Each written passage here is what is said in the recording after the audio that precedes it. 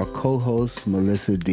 And Hi. we have two special guests. Melissa, would you please introduce our special guests? So our two special guests are my mom and my dad, Mr. Juan Delira and Bertha Magdaleno. Welcome, Juan. Welcome. Glad to be here. Our generation, the generation under us, they didn't get what we got. We got 3 psychological disorders. One was called respect. The other one was called common sense. And the other one was called worth ethics. And so, Mr. Juan, please elaborate on that and tell us how proud you all are of your daughter today. I am very, very proud that she took the time to get some education and something that she likes, something that she enjoys. I always believe that whatever kind of work that you do, whether you sweep offices or clean or you're a doctor, you should always do it your best. And I think she is that kind of a person that whatever she does, she makes sure that she does her best to do it. I can testify to that. The little time that I've been blessed to have her presence, I can testify that she does the best that she can. What do you think about those 3 psychological disorders that we got growing up, and how can we be an example to pass that on to the generation that Melissa's in? Don't be shy. Just say how you feel. I am very proud of her because she's such a beautiful from the inside and the outside, and she's such a great young lady, and she has a whole future ahead of her. And she's always been so respectful. Very proud of her. I love her. Love her, and I'm happy for her, and I'm looking forward to her future. Good. Melissa, tell me how that messes with your insides, because you're just glowing. She's always glowing like this, right? Yeah. And when she's not glowing, I'll pull her to the side and say, what's going on now? And so what you two shared, we get the opportunity of knowing that part of her here in this radio department. But how does it feel hearing that come from? Good. It feels really good coming from my parents because we're lovable. We care about each other. You know, we tell each other how much we love each other. But hearing it in this type of environment, you know, it's different. So it makes me feel good about myself, and I love you guys. Oh, wow. So I was supposed to be in the radio station, but I felt this energy come in the door. And the type of energy that I felt, I had to stop so I can respect and honor you. Well, thank you. What I felt was I'm at the end of the baby boomer generation, but when the door opened, the frequency that I felt was like you like further. You probably got a decade on me. Wait, go ahead. Let's go ahead and see. So I'm 59. I'm at the end of the baby boomer generation, but I felt the energy that was way more closer to the generation past us was called the silent generation, and that's the energy that I felt come through the door. That's why we're here. Mm-hmm. I felt it, and so I wanted to honor, respect, and bring you over here so that we can actually do a podcast so you can see what your daughter does throughout the season. Mm-hmm. Were you 52? 59. 72. See? You closer to that other generation. Very close. I felt that energy. Yeah. He's A different generation. Oh, yeah. Completely. Completely. Yeah. Hardworking, respectful, always willing to help. You know, so it's a completely different generation than the new generation we have today, or the one that you live in. But we all have our goods and our bads. So I'm at the end of the baby boomer generation, and what I've learned from you all that were closer to the silent generation, and they called the great generation because I was raised by my grandparents and great grandparents. Respect was automatic. Definitely. And one thing about that respect, it gave us responsibilities. We knew upon awakening and prior to going to sleep, we all had a responsibility to family. We all had a role to play. I never forget, right? Look, this is in 1966. So my family and them had a lot of property in Arkansas. My great-grandmother said, "Woo!" Right? That meant go get the water from the well. Right? Because they out in the field. But then she say, "Woo-hoo." And that meant to go get the water from the spring. Right? And there was an automatic work ethic that came along with that respect. And then there was common sense, because common sense told me, I heard that sound that say go get it from the spring, but I went and got it from the well, and then I was asked to go get my own switch. Correct. Right? Yeah. And so common sense grew. However, we're in a generation now where somehow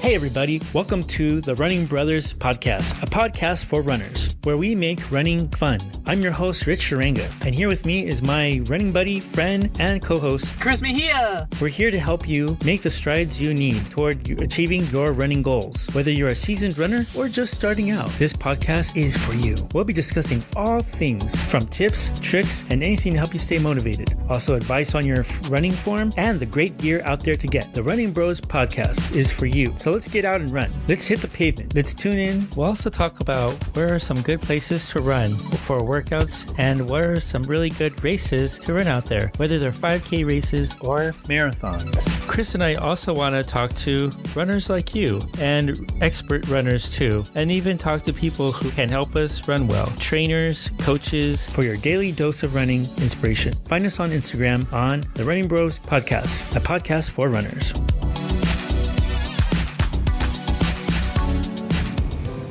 other children picked up what the gringo taught his children, and that's to be entitled. Mm-hmm. Right?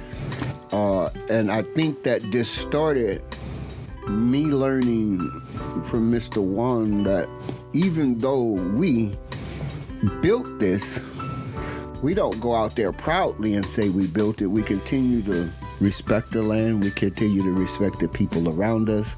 We continue to grow our families, and we continue to try to stay together. That's what I learned. And here's something I'll ask you, Mr. Wan. I had the opportunity, as well as you, to listen to my parents, their parents, and their parents. And now I'm listening to this younger generation. But when I'm dealing with the younger generation, they kind of are not clear on me, because while they be talking to me, I could be hearing my mother and my grandmother, and I'll be saying, yes, ma'am, and they say, you talking to me? And I say, oh no, no, I'm not talking to you. Tell me about those experiences. Wow. How can I tell you? The way our parents used to talk to us, prior to the silent generation or your generation, is again when my mother sent us to get something to the store. You know, I learned, or my generation learned, that you better do it. Whether it was getting water from the well, because we did that too, or feeding the chickens, or you know, any of the home duties that we had. And we did it because if we didn't do it, at the end of the day, we would not get a chance to go outside and play with our kids, with our friends, you know. And that's one generation that, you know, the new generation is never going to have, because we used to get up on the street and we used to play for 3 or 4 hours, rough games, where you fell down, hit your head, went to the hospital, you get up and continue playing.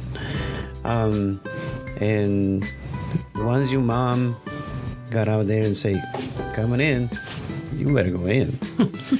Because if you don't, then you're going to be in trouble. So I don't know, that's something that the new generation will never be able to experience.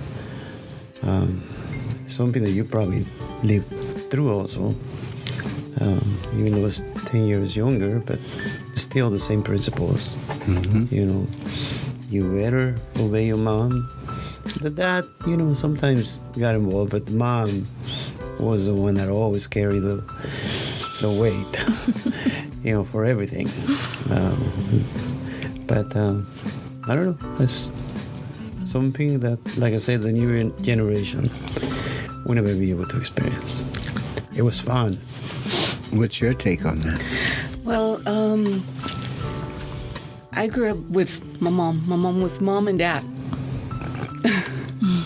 Yeah, it was mom and dad. So, our belief, we were brought up Catholic, very Catholic, and it was.